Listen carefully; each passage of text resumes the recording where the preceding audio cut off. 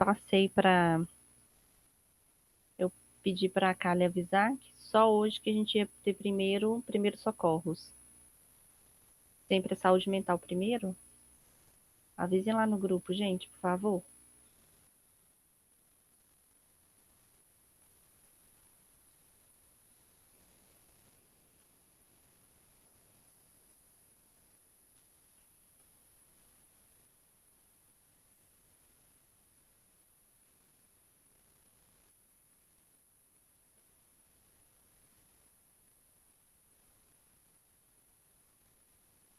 Ei, Mariana.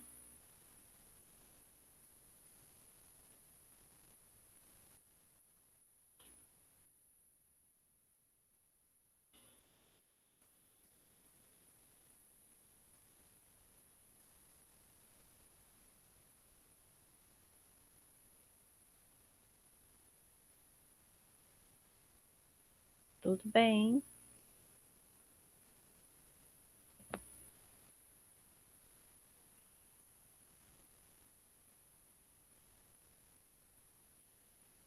Vamos ver aqui. Esperar o pessoal. Todo mundo entrar para a gente começar, né, gente?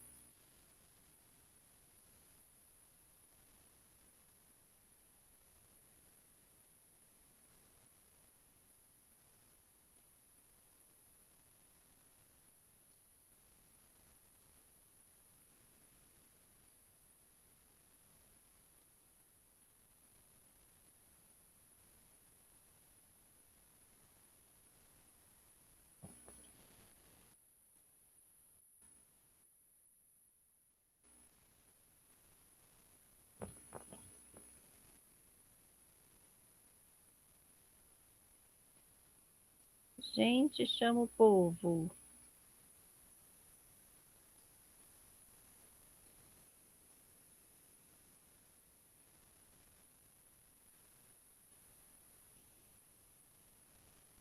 Ixi.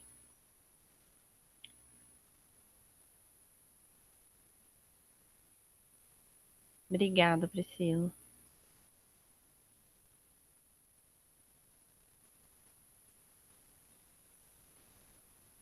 Tá bom.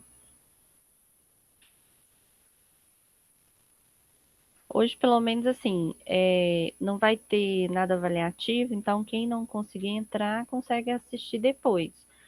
O ruim é que não consegue ver, não consegue tirar dúvida, né, gente?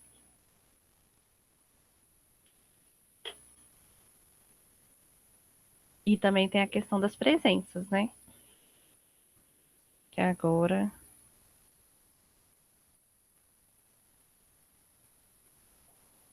tem que ter de todo mundo.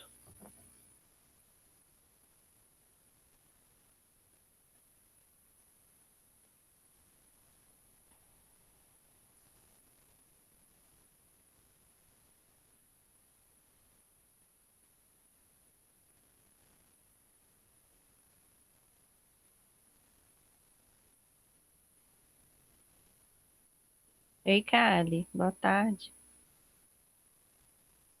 Boa tarde.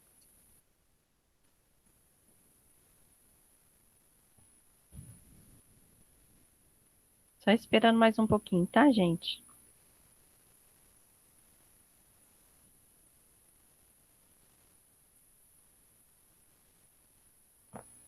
Professora aqui, a Gabi me pediu para te avisar que ela não vai poder participar da aula hoje. Que Uhum, quando ela chegar em casa vai ter acabado a primeira aula. E quando ela chegar em casa vai ter que ir para autoescola. E quando a autoescola acaba, a segunda aula já acabou, o segundo horário. Ok? beleza.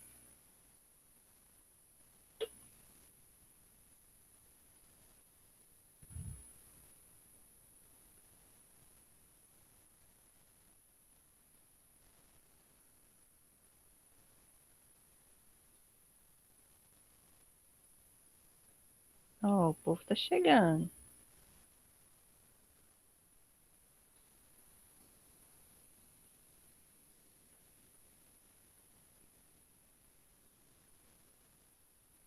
Boa tarde, meninas. Tem mais gente para entrar? A Fran não tá conseguindo entrar. A Gabriela não vai estar. Tem mais alguém?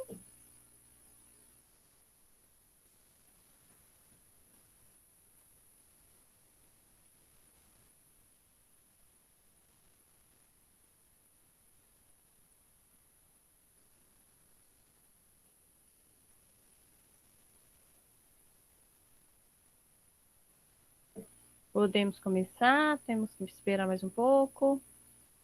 Me respondam aí, por favor.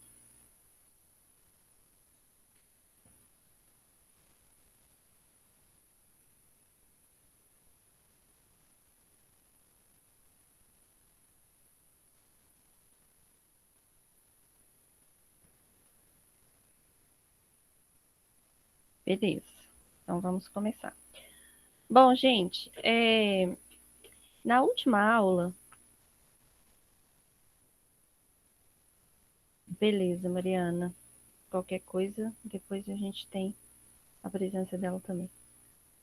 A Brenda acabou de entrar. Boa tarde para todas, então, novamente. Bom, então na última aula, nós falamos, nas últimas aulas, né, gente, nós falamos sobre o suporte básico de vida, né, como que a gente realiza um RCP, a gente falou sobre o CABID, né, o CAB e depois o D, se tiver as condições a gente fazer a desfibrilação. Aí eu passei um vídeo para vocês, né, sobre como realizar, então, essas essas manobras, né, da RCP. Aí nós falamos também sobre as manobras de abertura das vias aéreas, manobras de Heimlich, não foi? Que é aquela de desengasgo. E aí eu fiquei de trazer uns vídeos para vocês, não é isso? Então, eu fiz 2 vídeos para vocês. Gente, eu não quero que vocês reparem, tá bom? Porque assim, né? A nossa estrutura, vocês sabem como que é. Não tem profissional para fazer nenhum vídeo e tal.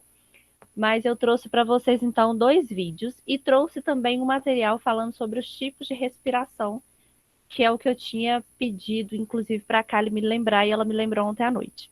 Tá bom?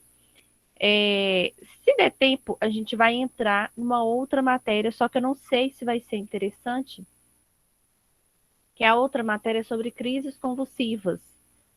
E ela é um pouco complexa. E aí talvez seria mais interessante se a gente deixasse essa crise convulsiva para a semana que vem. Aí fica a critério de vocês.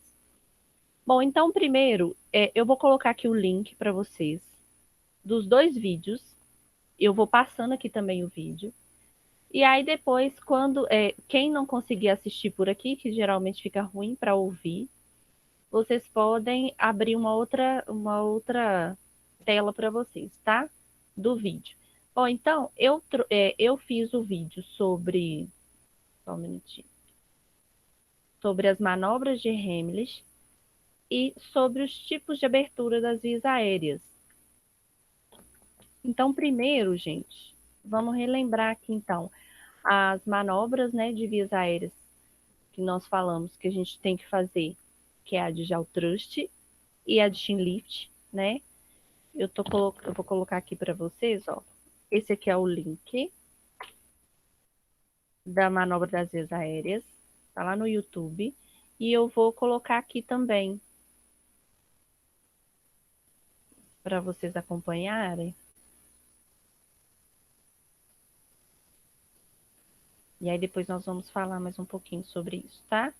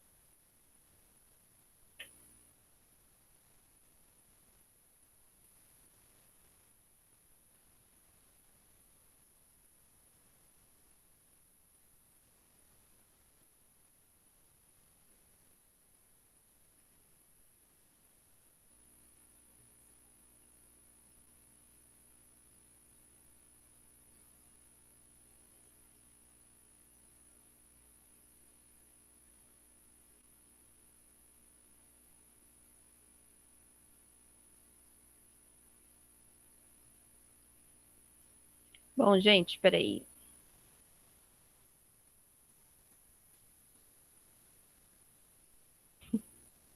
Já saiu para outra coisa.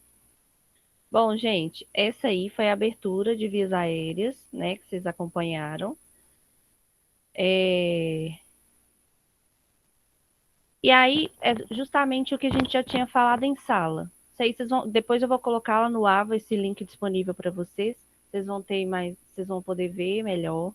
Mas o que vocês têm que gravar das aberturas das vias aéreas é o quê? A diferença entre elas. A Lift vai ser sempre a abertura completa da via aérea e ela a gente vai sempre usar quando não houver risco de lesão da cervical. Então, quando o paciente tiver algum risco de lesão da cervical, por exemplo, foi uma queda de própria altura, ele bateu a cabeça e aí ele está lá imóvel, a gente não sabe se pode ter fraturado a cervical ou não, a gente vai fazer a abertura da via aérea usando o jaw thrust, que é justamente quando a gente abre pela mandíbula e a gente não faz nenhuma tração na região cervical. Tá? Então, essa diferença vocês têm que anotar que vocês têm que saber essa diferença, tá bom? São esses dois tipos de aberturas que a gente utiliza numa vítima. E aí a gente tem que saber essa diferença. Qual que a gente deve usar? Vai ser uma completa ou vai ser uma parcial? Vai depender da situação da vítima, beleza? E aqui,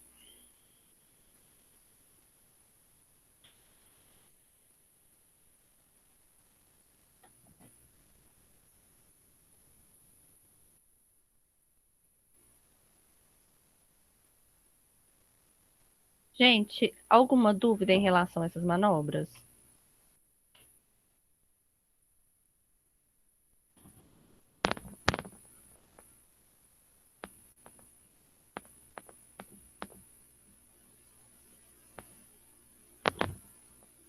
Gente, me respondam, por favor.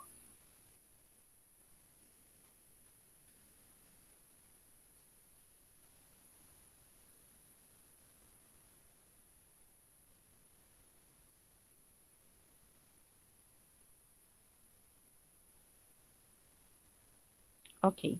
Então agora, gente, eu vou passar para vocês sobre as manobras de Heimlich, que eu falei com vocês que a gente tem três tipos de pacientes que a gente vai utilizar essa manobra, né? Que é aquela do desengasgo, que a gente vai utilizar no bebê, na criança e no adulto. Então, quais são as formas variadas, tá bom?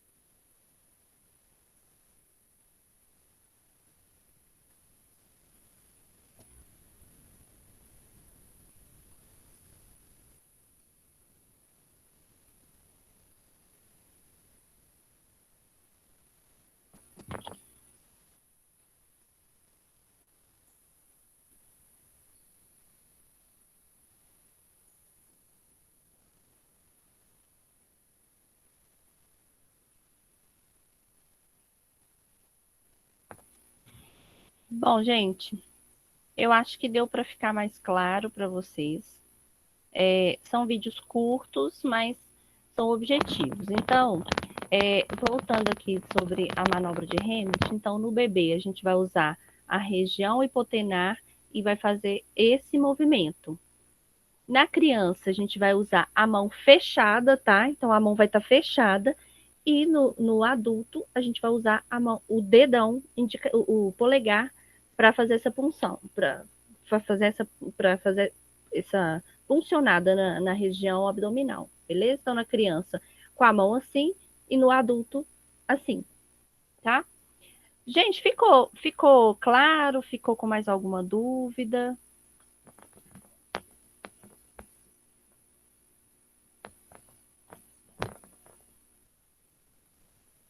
Tá tranquilo? Ótimo. Aí depois, gente, esses vídeos eu vou disponibilizar lá no Ava também, tá bom? Para ficar mais fácil para vocês, quando vocês quiserem ver, principalmente antes das provas, geralmente todo mundo gosta de ver, né? Obrigada. Agora, gente, eu fiquei de trazer para vocês também sobre os tipos de respiração. Bom, os tipos de respiração nós identificamos para que nós precisamos saber.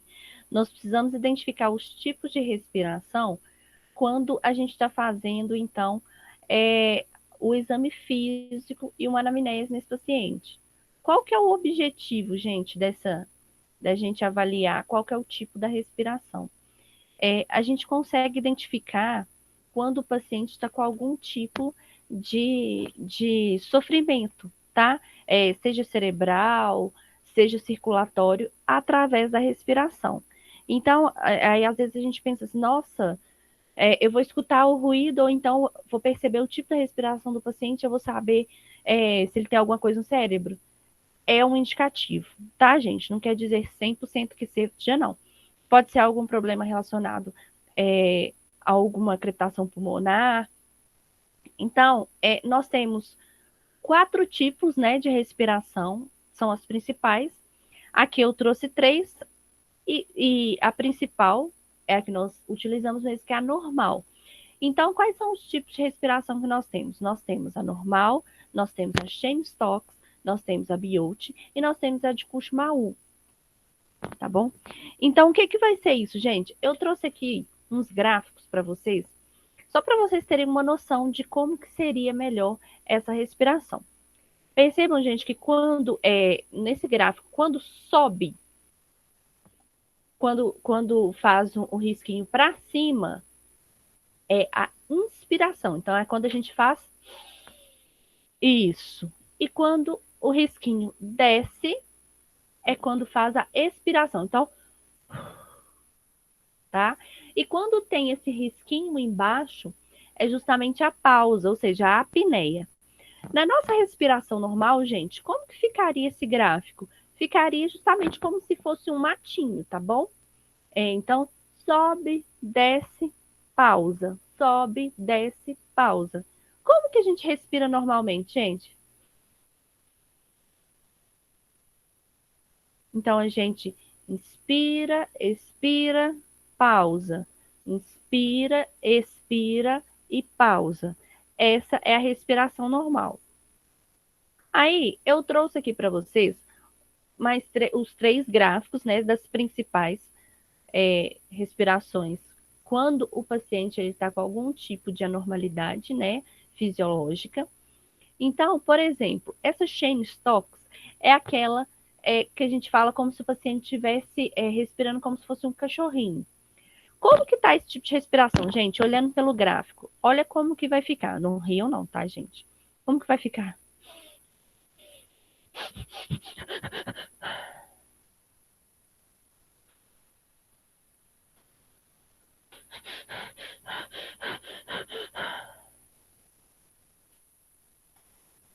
Perceberam, gente, que fica como se fosse um cachorrinho? Que o paciente ele inspira e expira rápido, inspira e respira rápido, e depois ele tem uma pausa, ou seja, uma apneia, um tempo, né? Não que vai ser o mesmo tempo para cada inspiração, expiração e pausa, não, tá, gente? Você não precisa ficar contando lá. Nossa, ele ficou 3 segundos de pausa, ele ficou 3 segundos de inspiração, de expiração e tal. Não, você só precisa perceber o ritmo, tá bom? E o ritmo são simplesmente esses gráficos aí. Claro que aqui está um pouco aleatório, não quer dizer que em todo paciente que ele estiver cheio de estoque, você vai ficar com o gráfico dessa forma, né? É basicamente parecido com esse, tá, gente? É só uma forma, mais ou menos, para a gente ter uma noção de como que é. Então, deu para entender como que é essa respiração cheia de estoque? O paciente, ele fica...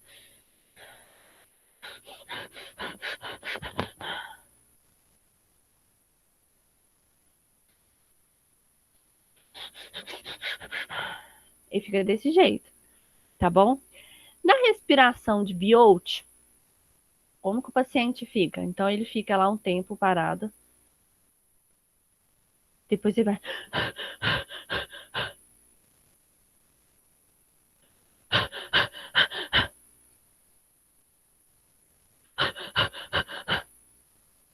Qual que é a diferença de uma para outra, gente?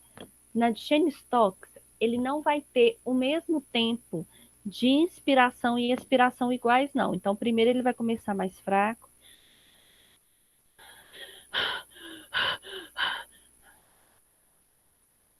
E pausa. Então, ele começa fraco, no meio ele começa mais rápido, vai ficando fraco de novo e pausa. E aí depois começa de novo. Na Biot, ele vai fazer o mesmo gráfico, ou seja,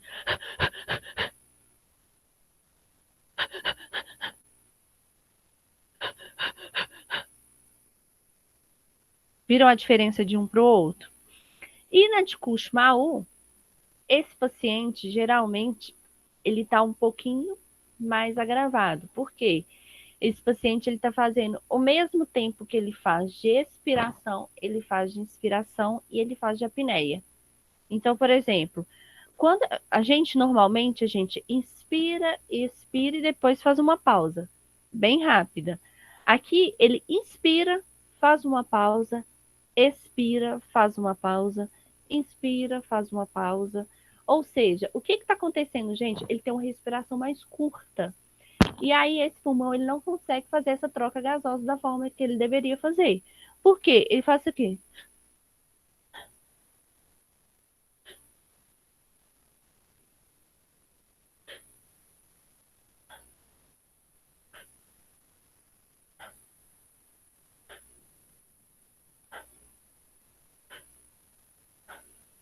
Perceberam a diferença, gente?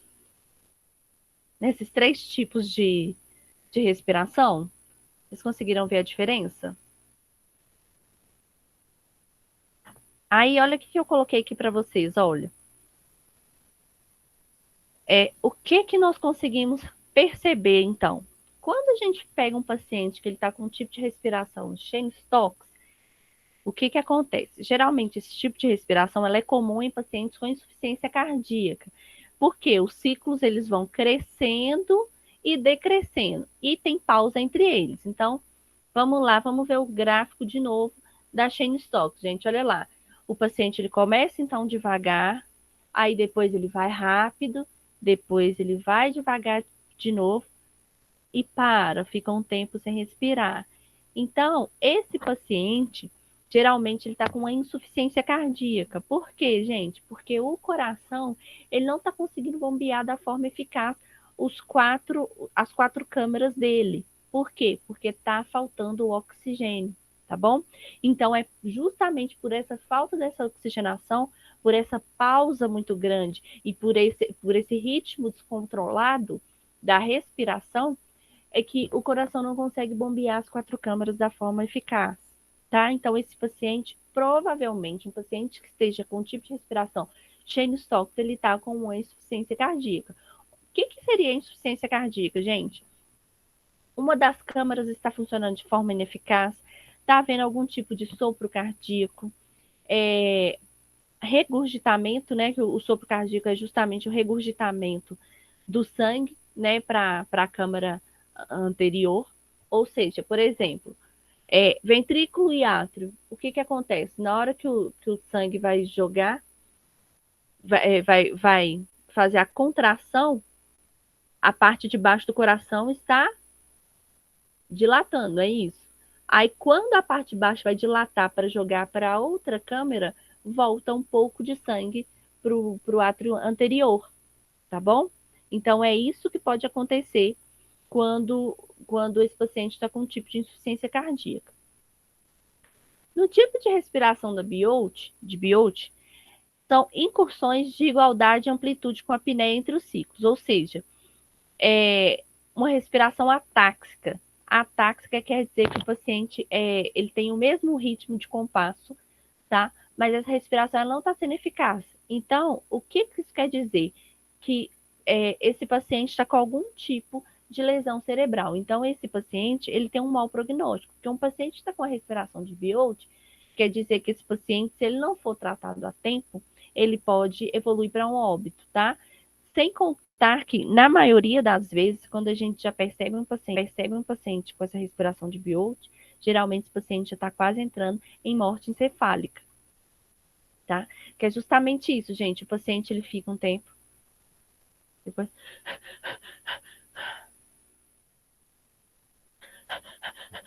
por que essa respiração está dessa forma? Porque o corpo, gente, está tentando compensar, mas com essa respiração dessa forma ineficaz, o oxigênio não consegue circular lá na região cerebral. Então, por isso que esse cérebro está ficando lesionado, tá bom?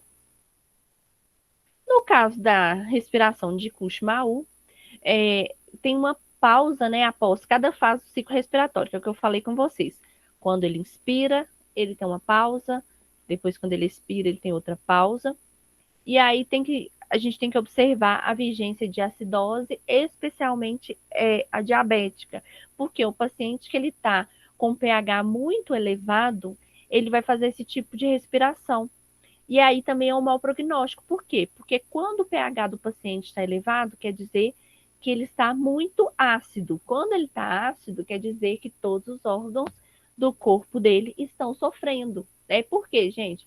Pensem, quando a gente fala assim, o paciente está com uma acidose, então vocês pensem que é como se fosse um ácido mesmo que a gente está jogando em cima do paciente. O que a gente está fazendo ali? Está provocando ali como se estivesse corroendo toda a estrutura dele. Então, toda vez que esse paciente tiver com esse tipo de respiração de Kussmaul, quer dizer que o ciclo respiratório está sendo ineficaz, ou seja, a troca gasosa não está acontecendo da forma que deveria, e por isso esse pH desse paciente, ao invés de ficar básico, né, ele está ficando ácido. E aí, quando ele está ácido, ele está corroendo todo o sistema, né? Então, esse paciente ele está prestes a entrar em coma, né? Então, ele já está em pré-coma, que a gente fala, tá bom? Ô, gente, tá ficando claro ou vocês estão com alguma dúvida?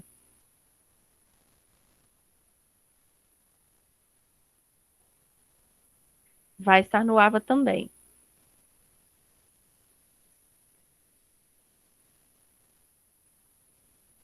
Deu para relembrar aí tudo isso, essas questões aí das respirações, gente?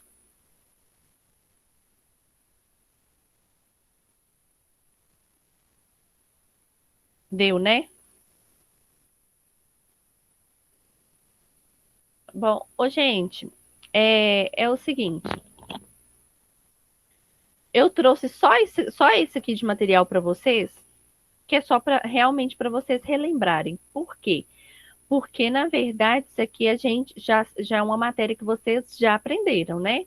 Então, vocês já aprenderam em técnicas 2, né? Junto com a anamnese e exame físico. E aí, aqui a gente está só dando uma relembrada. No caso, vocês precisam ter tudo isso bem fresco na memória de vocês, porque em primeiros socorros a gente precisa avaliar sempre o paciente como um todo. Se você chega, por exemplo, numa cena, o paciente está lá desacordado, aí o que a gente vai ter que fazer? A gente não vai ter que fazer os tipos de manobras, né? A gente não vai ter que fazer primeiro o suporte básico, então a gente tem que avaliar isso tudo. Se tiver algum ruído de respiração, a gente tem que avaliar qual que é o tipo de ruído desse paciente. Está normal? Está Stenostox, está Biot, está Kushmaul, são as principais. Claro que nós temos outros tipos de respiração também, gente. A gente tem taquipneia, a gente tem a apneia abrasiva e tudo, mas nós vamos nos ater a essas que são as principais, tá bom? Porque essas aqui são as que a gente precisa de ter uma agilidade maior com o paciente, principalmente Biot e Kushmaul, tá bom? Porque a questão, gente, da Stenostox, por exemplo, que é um tipo de insuficiência cardíaca, o que acontece? Isso já pode ser algo fisiológico do paciente, né? Ou seja, ele já sofre de uma ICC, por exemplo, né? Ou até mesmo de um DPOC também, né? E pode estar descompensado no ato, mas esse paciente, o coração dele já é meio que acostumado com esse tipo de ritmo respiratório, tá bom?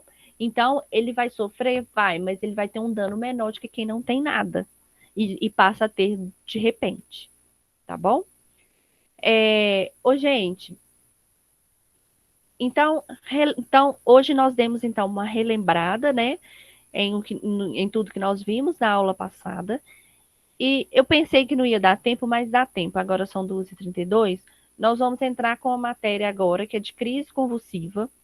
Essa matéria também, eu tenho um vídeo já pronto, que eu fiz com a minha filha, sobre crise convulsiva.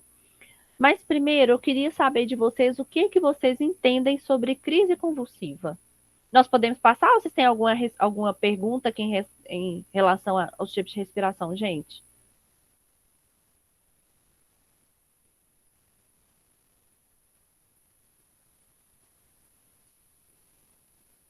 Beleza. Ô, Carol, mas agora você vai dar uma revisada aí, uma relembrada. Verdade, verdade, porque eu não sei se no segundo módulo a gente estudou essas três, eu não lembro. É, assim, né? Tem que estudar isso, né? Mas assim, às vezes também não dá tempo, né, gente? É muita coisa. Mas eu queria saber de vocês o que vocês sabem sobre crise convulsiva. Assim, porque a maioria das pessoas conhece alguém, já viu alguém ter algum tipo de crise convulsiva, porque a matéria ela é muito mais complexa do que a gente pensa, que é simplesmente uma pessoa caída lá e pronto. Então, eu queria saber se vocês sabem o que é crise convulsiva.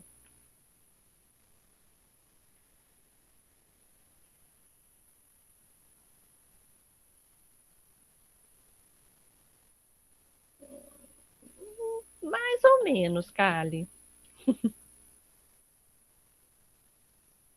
Gente, vamos fazer o seguinte: antes de eu passar a matéria, se eu passar só a matéria primeiro, vocês vão ficar muito assim. Primeiro eu vou passar o vídeo para vocês terem uma ideia. Por quê? Nós temos alguns tipos de crises convulsivas, tá? E aí a maioria só conhece um tipo, que é a tônico-clônica, tá? Mas aí aqui eu vou mostrar para vocês os tipos variados que nós temos para vocês ficarem mais atentos, tá bom? Vocês vão começar a perceber isso, principalmente agora que vocês já estão já no final do curso de vocês, vocês vão ver isso ao longo da carreira de vocês, e é muito importante que a gente saiba definir qual que é o tipo de crise convulsiva para que a gente consiga auxiliar melhor o paciente, tá bom? Deixa eu só colocar aqui o vídeo, que aí fica mais fácil para vocês. Esse vídeo eu fiz com a minha filha. Só um minutinho, tá?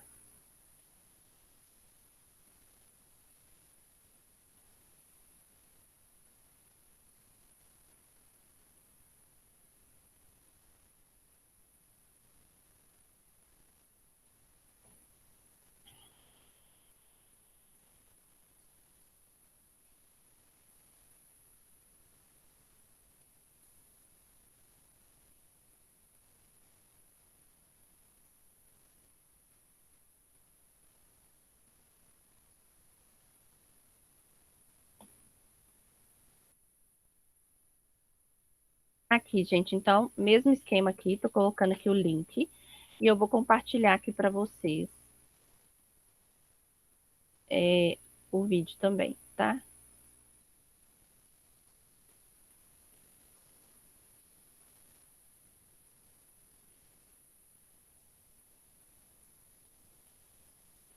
O vídeo tem quase 2 minutinhos, é muito rápido.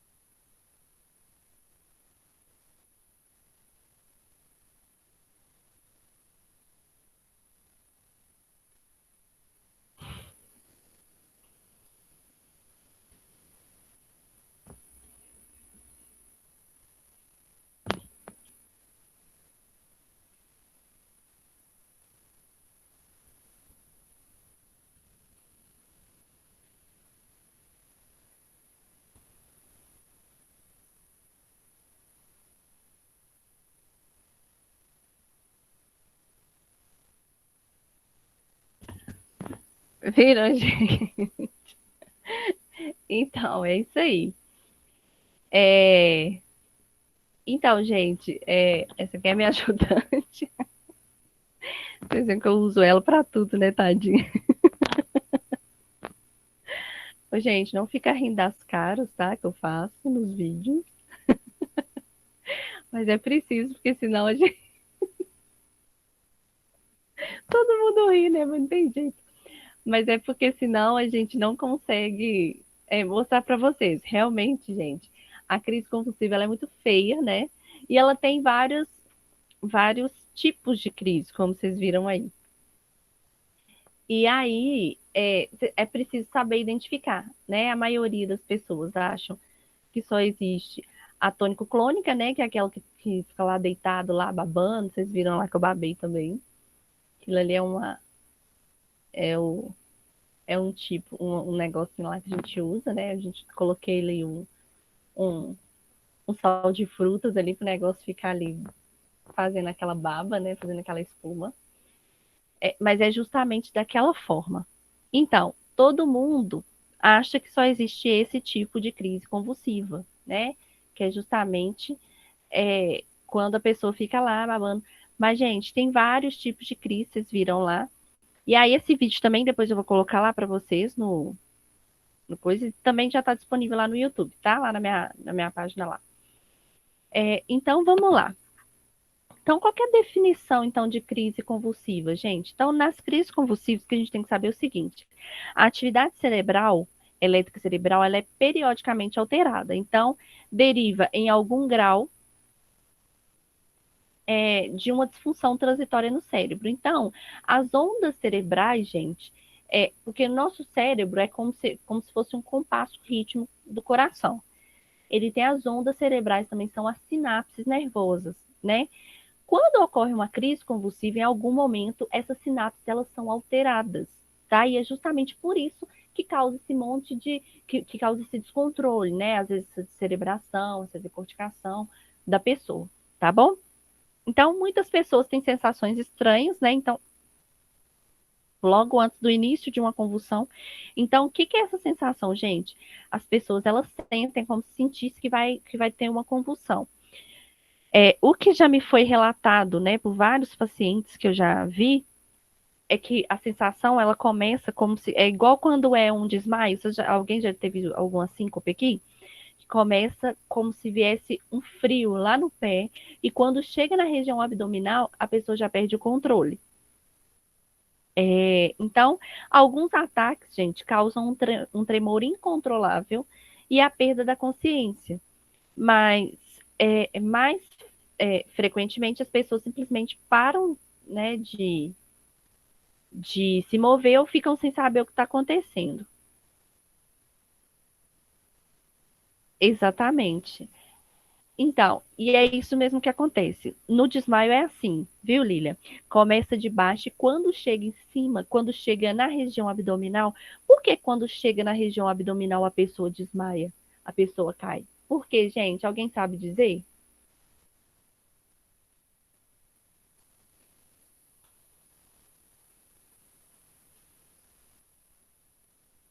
Gente, começa embaixo. Acredito que seja. Hã? Desculpa. Acredito que seja uma reação do corpo, né? Para não dar pano, ele para. Não, Tipo então, isso. mas por que que isso acontece? O que que acontece lá dentro, gente? Olha só. Não tem mais controle motor, exatamente, mas por quê? As sinapses, como elas estão totalmente compensadas, né, descompassadas também, tanto numa crise convulsiva quanto numa síncope, o que que acontece? O cérebro, ele manda informações, então, lá para o nosso, para os membros inferiores, que é quem vai fazer a sustentação do corpo, né? Para enfraquecer ele. Quando vai chegar, aí vai subindo. Quando chega na região abdominal, justamente é lá no músculo da respiração, né? Que vai fazer com que isso tenha esse entrave e aí a pessoa fica completamente apagada. Justamente para diminuir o trabalho, né? E diminuir o risco de a quantidade de energia ser gasta no corpo naquele momento. Por quê?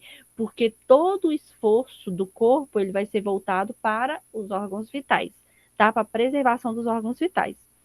Beleza? Então é isso mesmo também.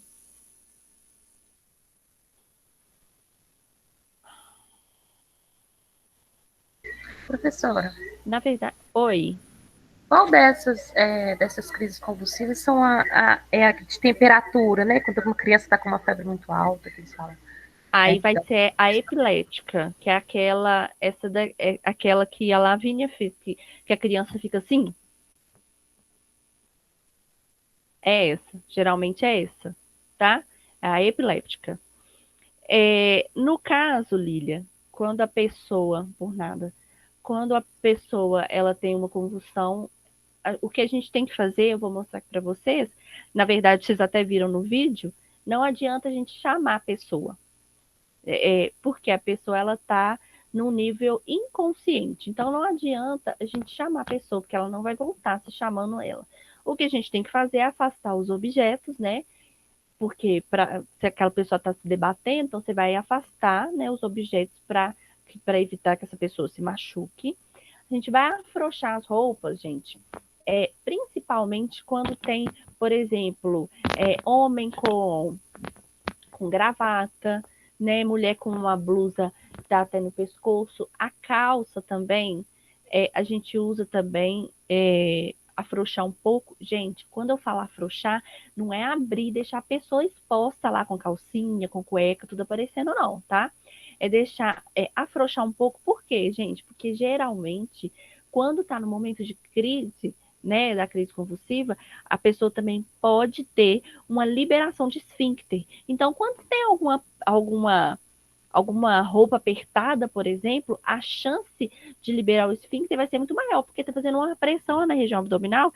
Então, para essa pessoa se urinar ali, é muito mais fácil, né? Então, e a gente faz essa questão também de afrouxar a roupa, justamente para deixar a pessoa mais confortável, tá? Segurar a pessoa a cabeça da pessoa lateralizado, gente. Por quê? Porque aquela pessoa ela tá com a salivação, né? O excesso de saliva na boca, né? Que é justamente aquela espuma.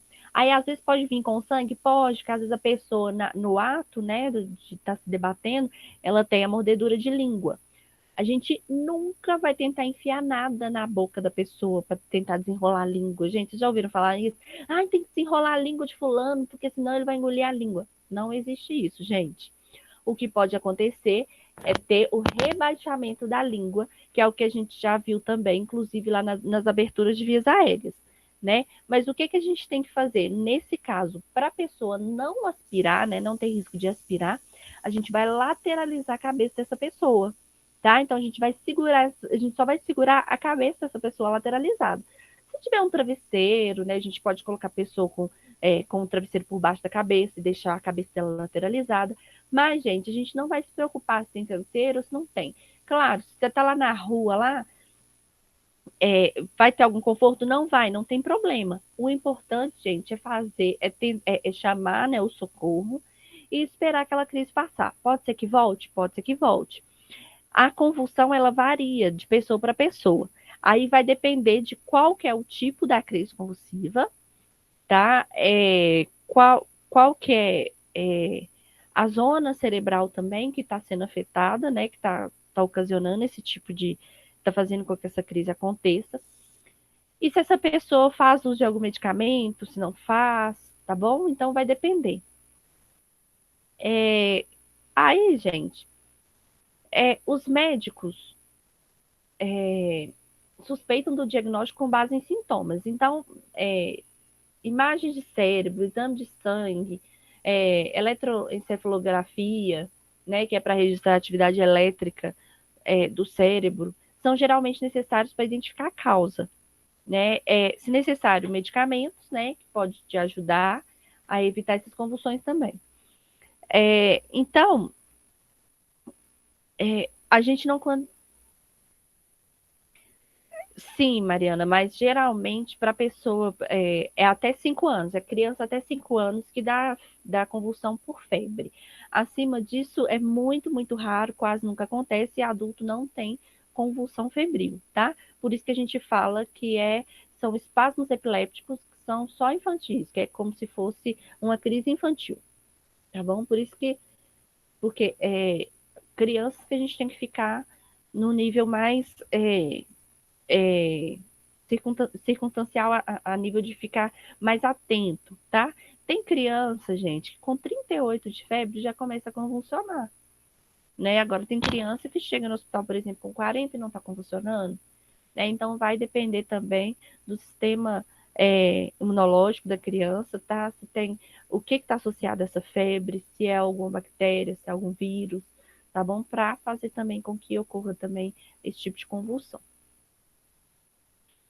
Então, gente, o funcionamento normal do cérebro, ele requer uma descarga ordenada. Então, é igual o compasso do coração.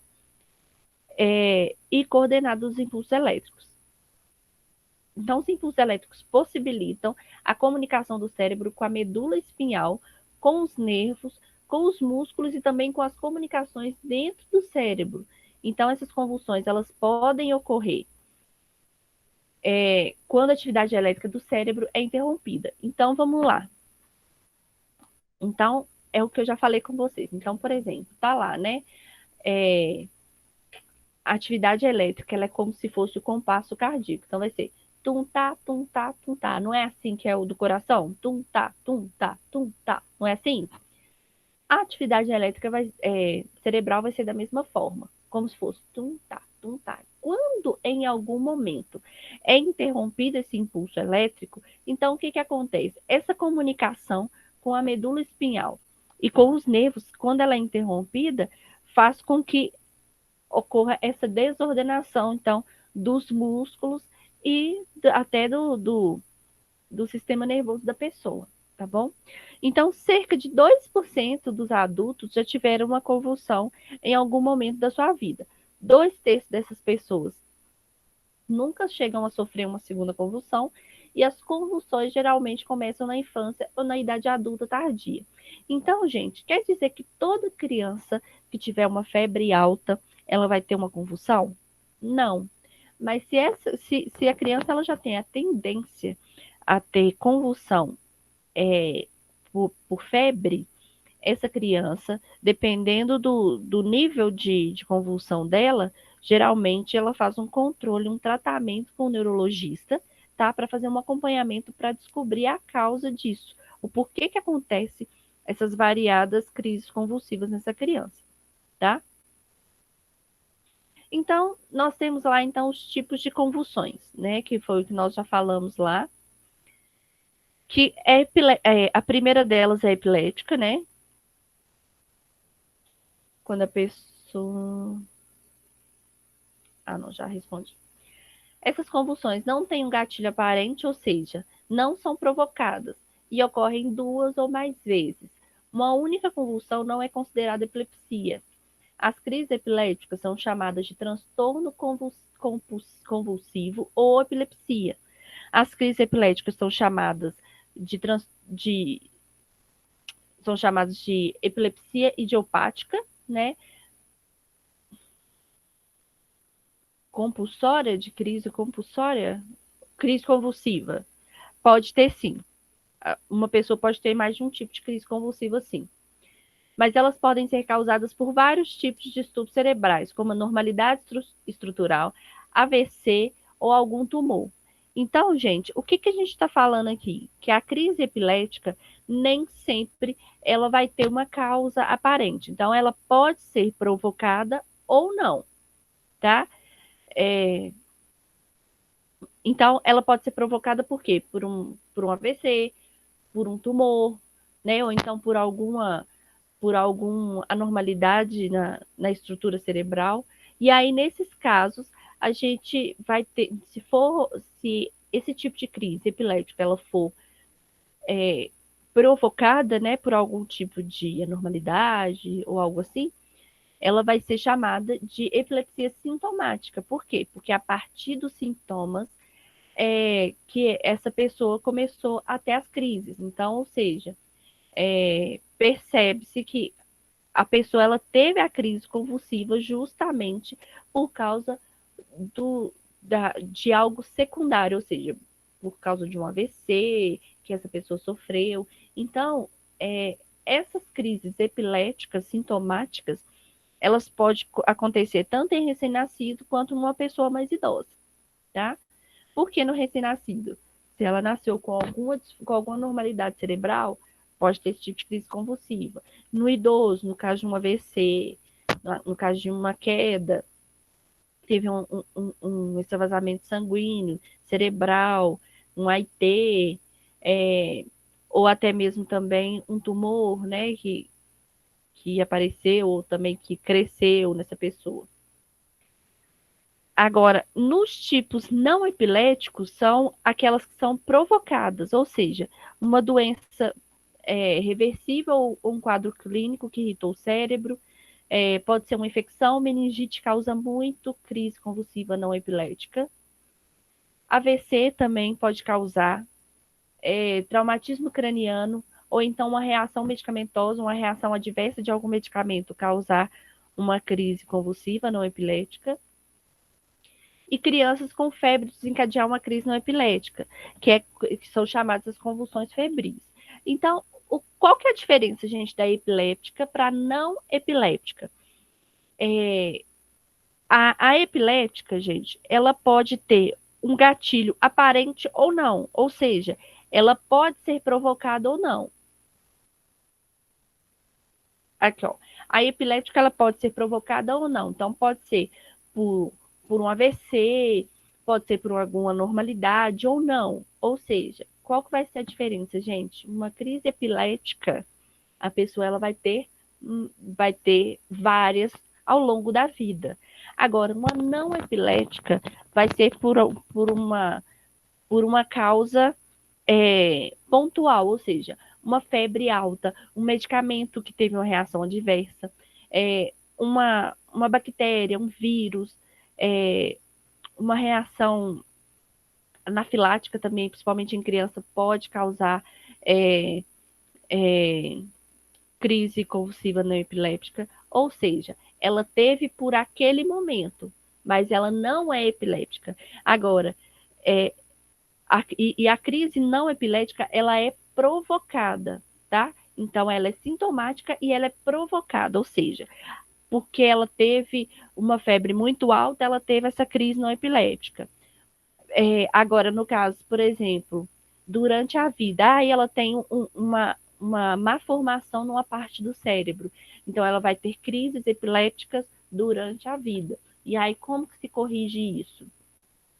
Através de medicação, tá? Aí, durante o longo da vida, por exemplo, aí a pessoa tem que tomar o remédio controlado todo dia, mas essa pessoa não pode beber, né? Nenhum tipo de bebida alcoólica. Aí vai ter uma festa, eu vou ficar sem tomar o remédio hoje e amanhã, porque eu vou beber, aí depois eu volto a tomar. Aí a pessoa tá lá na festa, de repente ela tem uma crise epiléptica. Por quê, gente? Porque ela deveria estar tomando e não tomou o medicamento, né?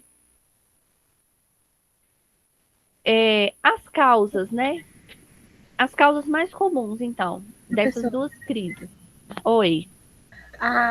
essa que a gente fala porque minha cunhada deu uma crise, só que foi nervosa, né? Ela, o que eu faço? Ela, tipo, o corpo dela chegou num estresse tão grande que ela caiu assim no chão, ficou assim parada com o olho aberto, ela via, ela ouvia todo mundo, mas igual ela falava, ela não tinha reação nenhuma. Ela lembra de tudo que aconteceu, mas ela não conseguia movimentar o corpo dela. Aí o dela era esse daqui, ó. Era essa aqui, ó. Aqui, ó. A tônica. Que ela tem é a tônica, que envolve a rigidez dos músculos e geralmente essa pessoa ela tem uma leve síncope, tá? Ela fica lá dura, ela perde totalmente a capacidade de conseguir movimentar nem nada, mas ela está ouvindo, percebendo tudo, mas ela não consegue reagir. É isso que acontece.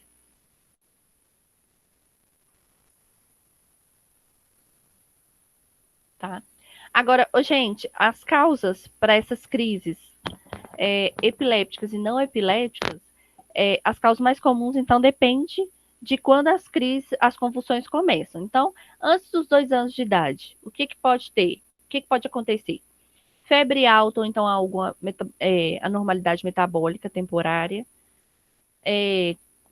Que anormalidade seria essa? Pode ser nível sanguíneo anormal de açúcar, ou seja, uma hiperglicemia pode causar, né? Porque, gente, o excesso de ATP ele vai diretamente atingir lá no nosso cérebro, não é isso?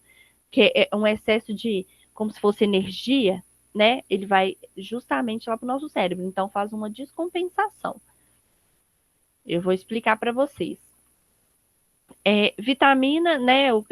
Vitamina B6 e sódio em excesso em crianças é muito prejudicial, né? Pode acarretar também crise convulsiva, porque, gente, nesse caso é o corpo mostrando que tem alguma coisa que está errada. As convulsões não ocorrem uma vez que a febre ou a normalidade se resolve, então, ou seja, essa convulsão ela só vai acontecer se tiver algo errado. Se tiver tudo certo, não vai ter convulsão.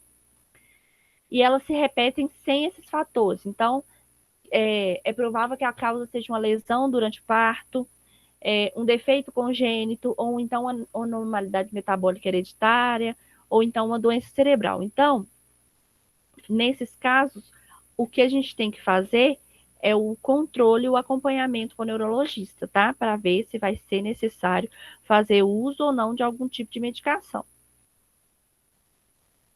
Desculpa. De 2 a 14 anos de idade, muitas vezes a causa é desconhecida. Então, a gente tem que consultar, a gente tem que ver o tipo de convulsões em crianças, os motivos que podem acontecer. Febre, hereditariedade congênita, vários outros fatores. Nos adultos, as crises podem ocorrer mais por quê? Por causa de uma TCE, né? Por causa de um AVC, um tumor pode danificar o cérebro também, pode acontecer tudo isso, e aí causando algum tipo de convulsão.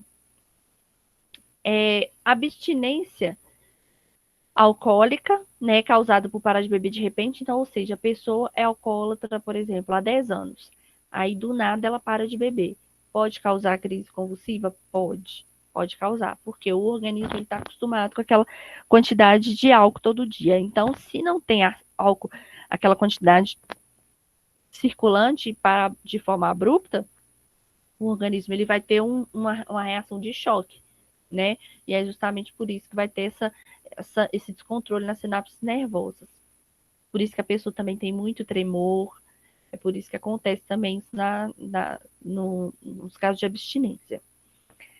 Mas cerca da metade desses casos, nessa faixa etária, a causa é desconhecida, ou seja, a pessoa ela pode ter uma crise epiléptica e o médico nunca descobrir qual é a causa, gente. Então, ele pode ter a causa e pode não ter, ou seja, vai lá, faz um monte de exame, faz eletroencefalograma, faz exame de sangue, faz tudo e não consegue definir a causa, tá? Aí, nesse caso, o paciente ele vai ter que fazer por um tempo um controle com o neurologista e depois ele pode receber alta sem medicação, sem nada. No caso de adulto mais velho, a causa pode ser geralmente por causa de um tumor cerebral ou então de um AVC. E aí, quando não se identifica a causa, a gente fala que são as idiopáticas, né? As convulsões idiopáticas, ou seja, assintomáticas, tá bom? Aquelas que o corpo não identifica o porquê. Quadros clínicos que irritam o cérebro, né, como lesões, alguns medicamentos, privação de sono, infecção, febre, baixa oxigenação, ou então privação de alimento também, tem como perturbação do ritmo cardíaco. Aí ocorre, então, um baixo nível de oxigênio no sangue, ou um nível muito baixo de açúcar, e pode se encadear numa única convulsão, independente da pessoa ter transtorno convulsivo ou não. Então, ou seja, gente, então qualquer um está suscetível a ter um tipo de crise convulsiva. Se você tiver, então, uma hipoglicemia muito severa, se você tiver uma falta de ar muito severa, tá? Isso pode acarretar por quê? Porque a baixa de oxigenação, gente, ela vai afetar diretamente o nosso cérebro. E aí é justamente essa falta de compasso no cérebro, né, essa falta de oxigenação que vai causar esse descompasso no ritmo das sinapses nervosas e pode ocorrer, então, uma crise convulsiva. Então, uma convulsão que resulta de um tal estímulo é chamada convulsão provocada e, portanto, é uma crise não epiléptica. Ou seja, se essa crise uma pessoa que tem um transtorno convulsivo está mais propensa a ter uma convulsão quando, gente? Quando fica com excesso de estresse físico e emocional, que foi o que aconteceu com sua cunhada lá, né, Amanda? Quando fica embriagado ou privada de sono, quando param repentinamente de beber ou então de usar algum tipo de sedativo. E aí, para evitar esses quadros clínicos, a pessoa pode ajudar a prevenir as convulsões também. Ou seja, gente, uma pessoa que já tem, né, já tem um histórico de crise convulsiva em algum momento da vida, então, se ela ficar sob estresse emocional, físico muito grande, ela pode sofrer uma crise convulsiva. Uma pessoa que fica, que seria o coma alcoólico, né, que é o excesso de álcool, ou então ficar muitos dias sem dormir, muitas horas sem dormir, todos os dias, também pode ter uma crise convulsiva.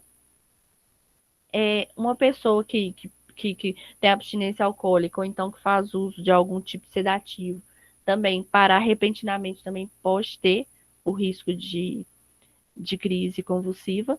Então, o que a gente aconselha, gente? Sempre tentar manter, a gente tentar manter sempre o básico de todas as nossas ações. Então, por exemplo, você vai beber, você não tem que ficar bebendo, você não tem que beber até cair. Se você está muito estressado, então você tem que dar um jeito de espairecer, né? Por exemplo, meu trabalho está me sufocando muito, então eu preciso tirar um dia para descansar minha cabeça, né? Fazer alguma coisa que me dá prazer, né? Isso é muito importante, principalmente para os pacientes neurológicos, gente. A gente sempre aconselha muito, principalmente terapia também, porque traz um resultado muito positivo para o tratamento, né? Porque desestressa, a pessoa consegue ficar mais relaxada. E também, se você é alcoólatra, a gente, para a pessoa parar de beber repentinamente, geralmente é preciso ir para aquelas clínicas, né? Que faz o tratamento com medicamento também. Porque se a pessoa parar por conta própria, sem medicamento, sem nada, o organismo realmente ele não aguenta, tá? Então, tem que ser algo gradativo, não pode ser nada abrupto, porque senão o organismo não aguenta. Então, uma pessoa com as crises convulsivas são com menos frequência, as convulsões são desencadeadas por sons repetitivos, luzes pulsáteis, jogos em vídeo ou até pelo toque em certas áreas do corpo. Em tais casos, a doença é denominada epilepsia reflexa. Ou seja, gente, nesses casos que a pessoa, por exemplo, se ela ficar lá ficar vendo luz pulsando por muito tempo, ela tem uma crise convulsiva, por causa de jogo de videogame, por exemplo, tem crise convulsiva. O que isso acarreta, gente? Isso é uma parte do cérebro específica que faz com que essa pessoa tenha crise convulsiva, tá? Então, esse tipo de pessoa, por exemplo, ela precisa de medicamento controlado diariamente. Ela não pode ficar sem medicamento. Por quê? Essa epilepsia chamada epilepsia reflexa é um tipo de epilepsia que, se essa pessoa tiver contato com algum tipo de reflexo que inibe o processo natural das suas sinapses nervosas, vai fazer com que ela tenha uma crise. Então, vai desencadear numa crise. Então, por isso ela precisa do medicamento, porque o medicamento faz o quê, gente? Faz com que essas crises não se, com que essas sinapses nervosas, ou seja, com o compasso, ele não seja interrompido. Tá difícil de entender, gente? Ou tá claro? Professora, Oi. quem é epilético pode dirigir? Pode, desde que seja. Aí tem o quadro da epilepsia, né? Vai ter que ver qual que é o grau de gravidade dessa pessoa. Porque tem aqueles mais severos e aqueles que são mais moderados e mais leves. Aí vai de acordo com o que o neurologista avaliar. A maioria pode, sim, se ele faz o tratamento normal.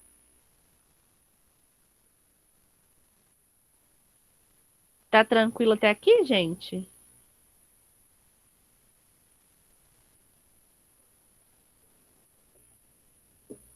Beleza. Então, quais são os sintomas, gente? Uma sensação incomum descreve como uma pessoa se sente antes do início de uma convulsão, eu já falei isso com vocês antes. Ou pode ser parte de uma convulsão focal perceptiva, que está apenas começando.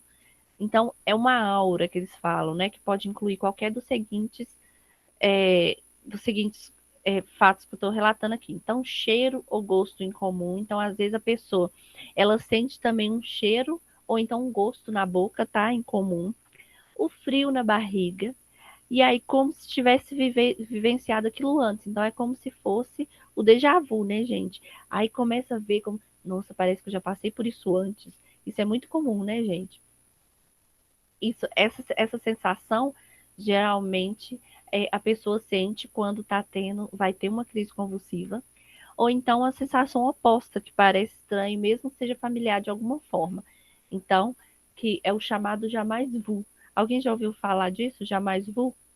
E parece que é como se estivesse num local completamente diferente. Tipo assim, você está, por exemplo, na sua casa, mas é como se você nunca tivesse visto aquele tipo de coisa, ou tivesse vivenciado aquele tipo de cena. Aí, esse é o tipo, é o chamado jamais vu, ou então déjà vu, que é como se você já tivesse vivenciado aquilo, se você já sabia, como você já soubesse o que vai acontecer. Alguém já ouviu falar disso?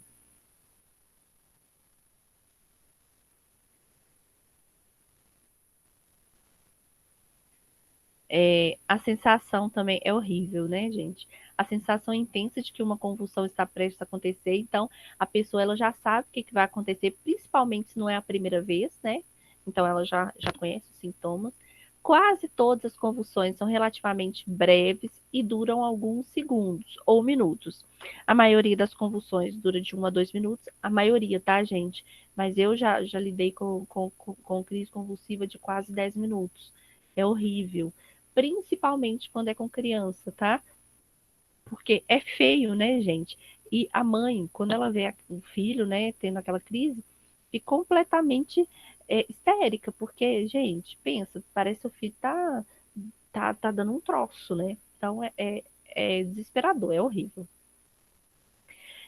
Ocasionalmente as convulsões recorrem repetidamente, então, como acontece no estado de mal epiléptico, né?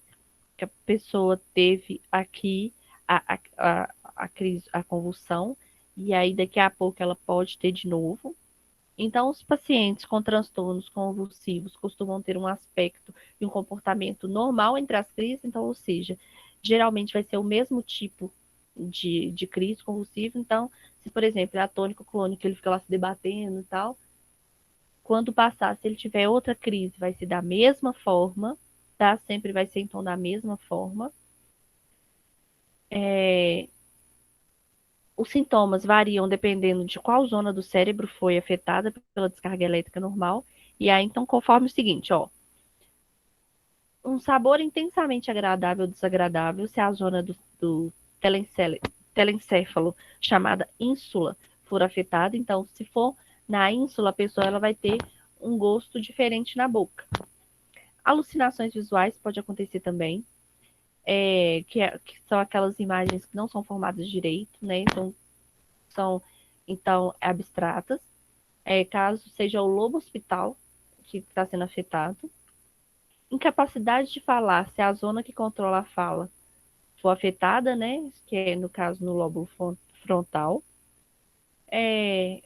Uma convulsão com contração e espasmo por todo o corpo, né? Que é a tônico-clônica, se grandes áreas em ambos os lados do cérebro forem afetadas. Então, todo mundo pensa que as convulsões acontecem só com todo mundo se debatendo, né? E não é bem assim.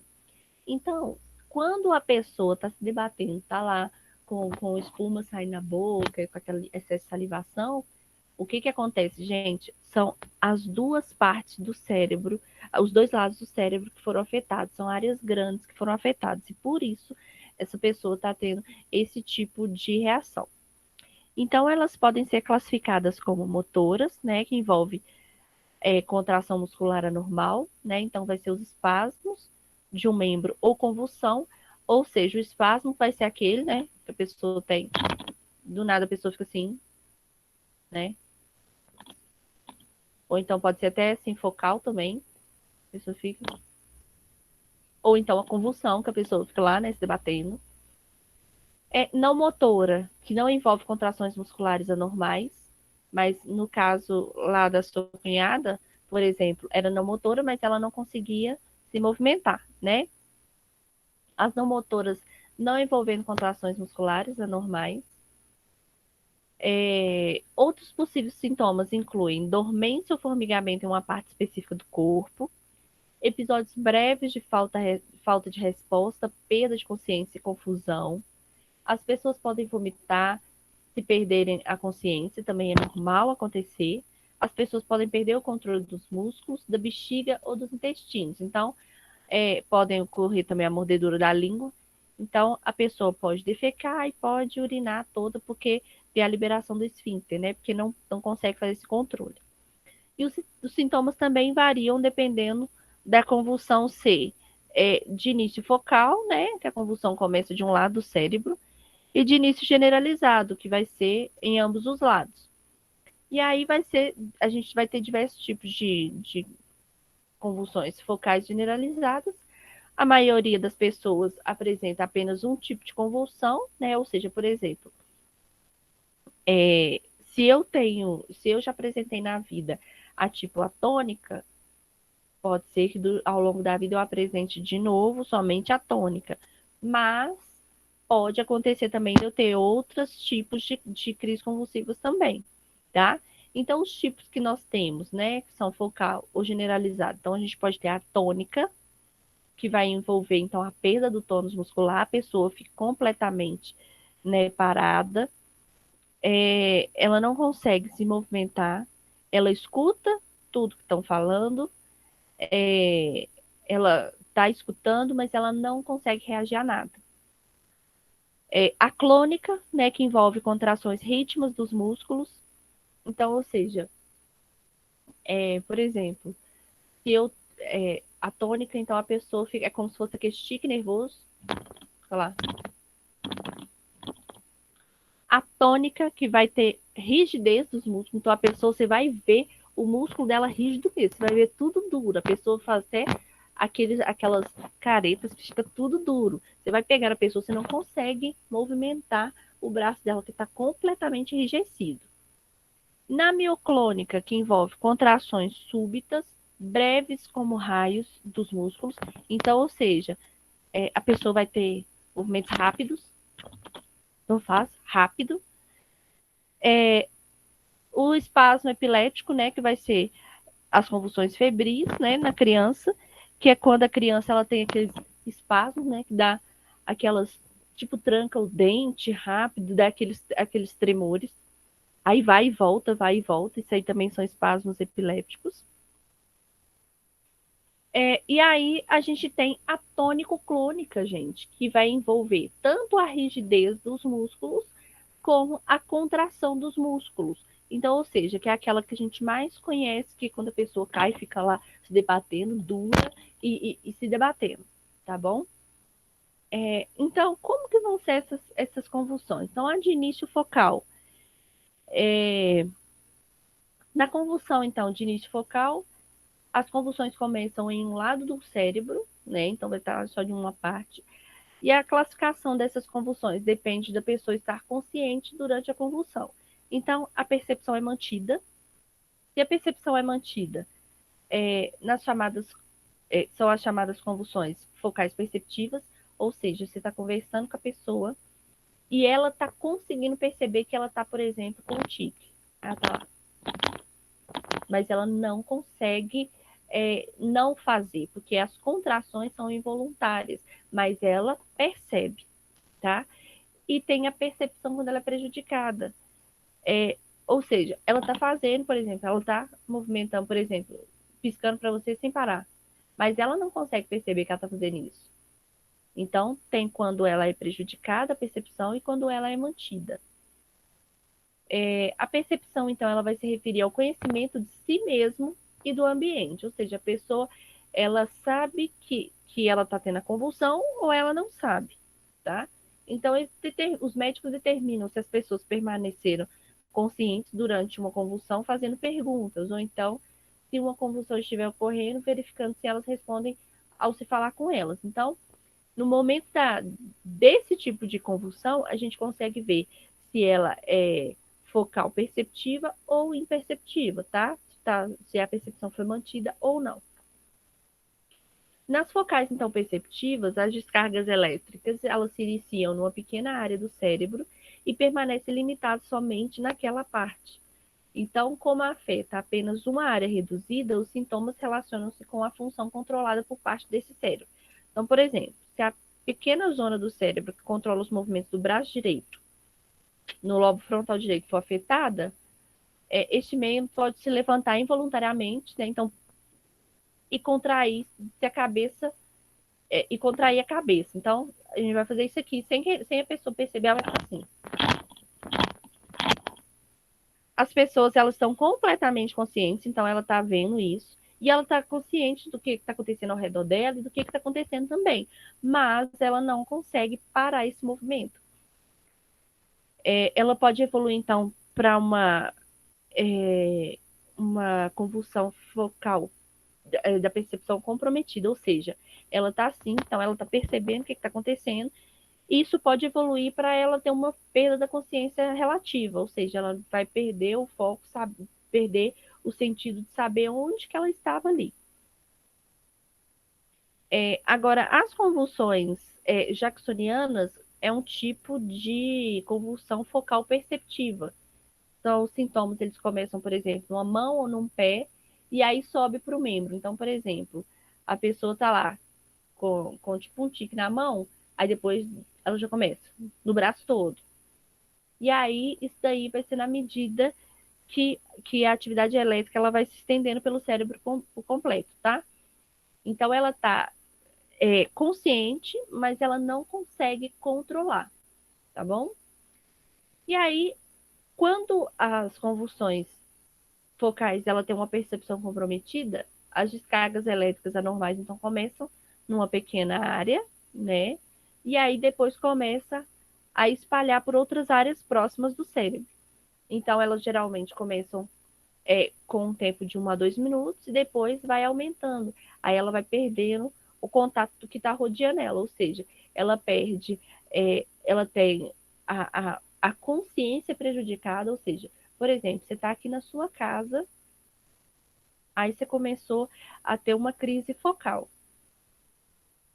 Aí, durante essa crise, ela foi aumentando, ou seja, a zona do cérebro que antes estava só numa área, ela começou a se espalhar, e aí aí você começa a ficar sem foco, ou seja, você não sabe mais aonde que você está.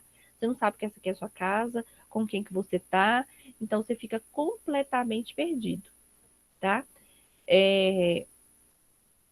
Nesse caso, as pessoas têm essa percepção prejudicada mas ela não fica inconsciente, ela continua consciente. Então, ela pode ficar então olhando atentamente, mastigar ou então bater os lábios involuntariamente. Então, ela pode ficar então, mover as mãos, os braços, as pernas de um modo sem propósito, estranho, emitir som sem sentido, não entender o que as outras pessoas estão dizendo. Isso tudo pode acontecer, gente. É horrível, gente, quando a pessoa, quando você vê uma pessoa próxima de você fazendo isso. Você acha que a pessoa está tendo um surto psicótico. Você acha que a pessoa está ficando louca. E, na verdade, ela está tendo uma crise convulsiva não perceptiva, focal. Tá? Então, assim, é muito relativo tudo que acontece no nosso cérebro, que ele realmente ainda é uma caixinha de surpresa. Até aqui tá dando para entender, gente?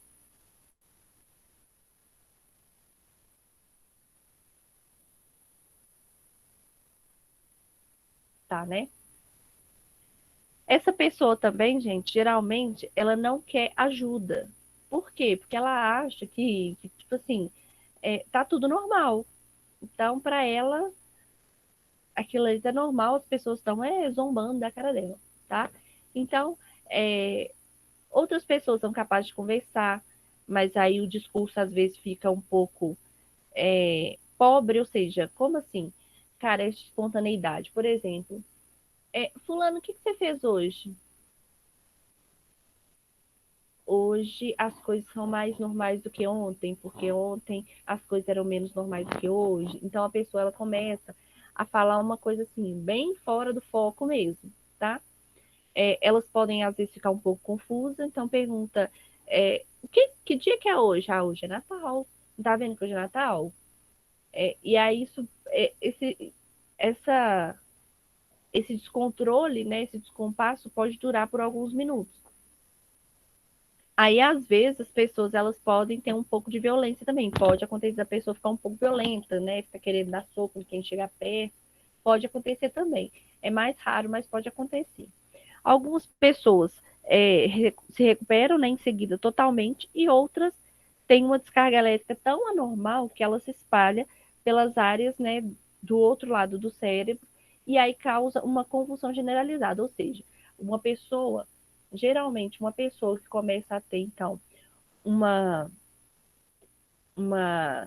crise convulsiva focal, se ela não for tratada a tempo, alguns voltam ao normal em instantes e outros vai evoluindo, ou seja, depois daquela focal ali, passa a ser uma generalizada. Então a pessoa começa a debater por completo e ficar inconsciente de forma abrupta, tá? A epilepsia parcial contínua também existe, mas ela é rara.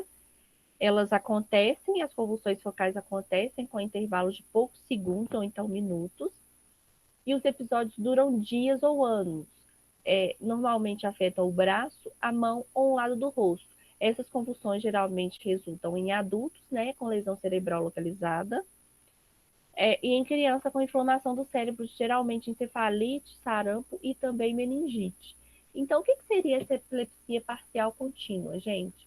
A pessoa, diariamente, ela tem aquele tique nervoso, que a pessoa fica lá. Pode ser o tempo todo? Pode ser alguns dias sim, alguns dias não. Aí, isso aí é mais percebido quando a pessoa, por exemplo, ela tem algum estresse, por exemplo, aí ela vai ter, aí ela vai começar a ter as crises. Ou então a pessoa tá lá, ela fica nervosa com alguma coisa, aí ela começa de novo a ter as crises, tá? Que é essa epilepsia parcial, contínua, tá?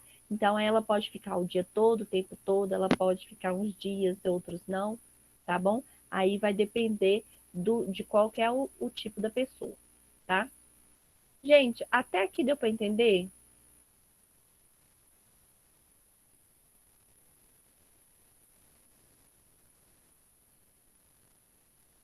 Ok.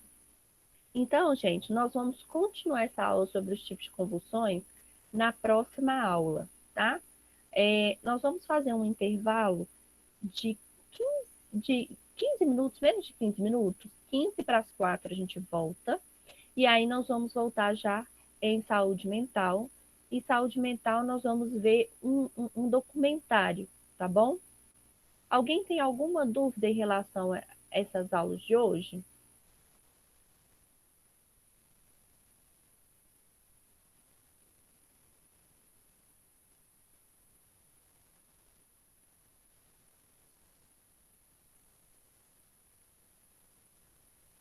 Gente, alguém tem alguma dúvida? Pode falar.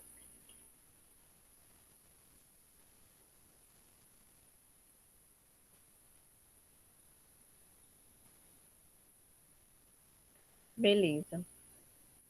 Ô, gente, então, daqui a pouco, então, 15 para as 4 a gente volta no outro link, tá bom?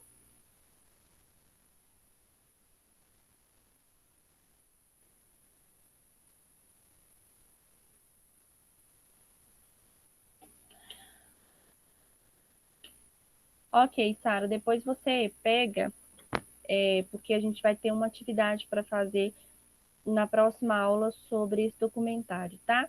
Aí depois você consegue assistir, beleza? Tchau para você. Por nada.